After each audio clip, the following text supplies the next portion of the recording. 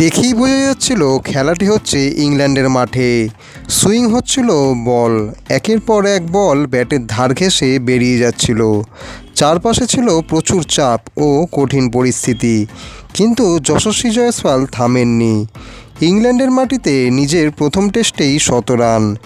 এটা কি শুধুই প্রতিভা নাকি মনের জোর? প্রথম দিনের শেষে 159 বলে 101 রান, কিন্তু এই ইনিংসের আসল গল্প লুকিয়ে রয়েছে পরিসংখ্যানে।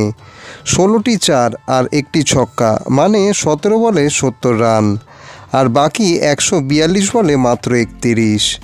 স্পষ্টভাবে যশস্বী জানতেন কখন মারতে হবে আর কখন টিকে খেলতে হবে। বল সুইং করছিল, শুরুতে রান নিতে কষ্টও হচ্ছিল। নিজের স্বাভাবিক অ্যাটাকিং খেলা থেকে সরে এসে যশস্বী দেখালেন ধৈর্য, নিলেন সময়। প্রস্তুতি শিবিরে কঠোর পরিশ্রম, নেটে টানা প্র্যাকটিস, এই সব কিছুর ফল দেখা গেল মাঠে। তিনি নিজেই বললেন, নিজের ওপর বিশ্বাস ছিল। বলও সুইং করছিল, কিন্তু আমি ধৈর্য হারাইনি, মুহূর্তটাকে খালি কাটিয়ে গেছি।